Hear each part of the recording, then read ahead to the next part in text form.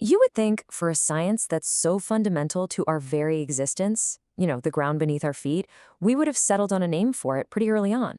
But for most of its history, the science of soil didn't really have a clear name.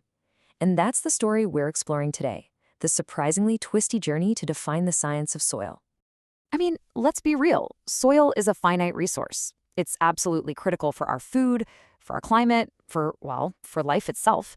And yet, the actual science that studies this essential material, it's been weirdly hard to pin down. How is that even possible for something so important? That's the puzzle we're going to unpack. So yeah, why was defining the science so much more complicated than it sounds? Okay, keep this question in your head. It's the central mystery that drove scientists nuts for decades. If soil is this vital, why all the confusion? To find the answer, we've got to go back in time.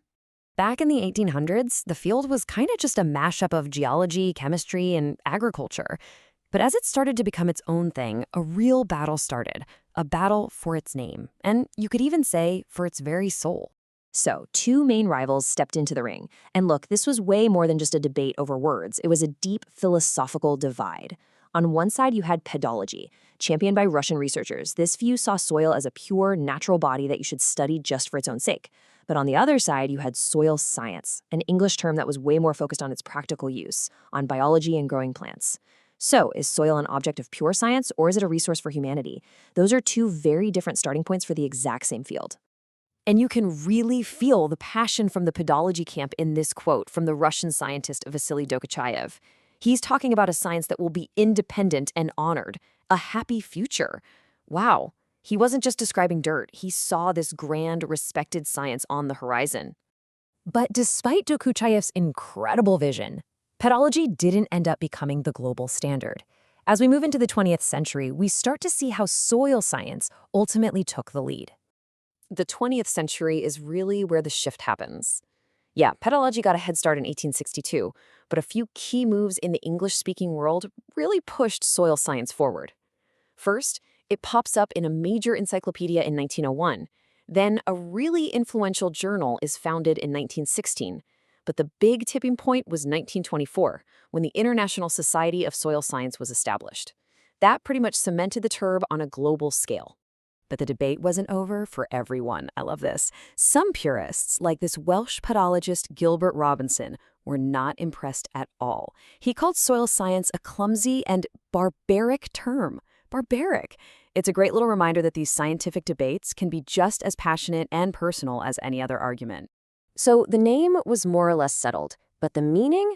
Oh, that was just getting started. The discipline was about to evolve from a really narrow focus into something much, much bigger. For decades, soil was really just seen as the stuff in the top few inches of the ground, basically a medium for growing crops. It was a very two-dimensional, practical view. The focus was all on what soil could do for us, specifically for agriculture.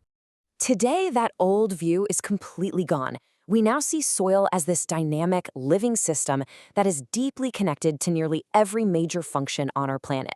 We're talking about global carbon and nitrogen cycles, regulating water quality, supporting entire food webs and biodiversity. It even influences global climate patterns. This isn't just a small change, it's a complete paradigm shift. So, with this new, much more holistic understanding, how do we finally define the science itself? First, let's just define the object of our study.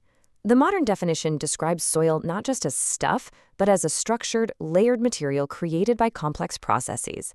And, crucially, it highlights its function, supporting both ecosystems and humanity. All right, so this is the moment we've been building towards. We understand what soil is in the modern sense. So what then is soil science? This new comprehensive definition is so powerful because it's forward-looking. It's not just about describing soil, it's about using that knowledge to sustain life, solve huge environmental problems, and yeah, even explore other planets.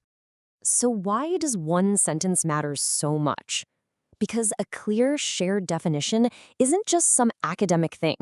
It's a banner that unites researchers, policymakers, and all of us around a common goal: to understand and protect the soil that is absolutely essential for tackling food security, climate change, and our collective future.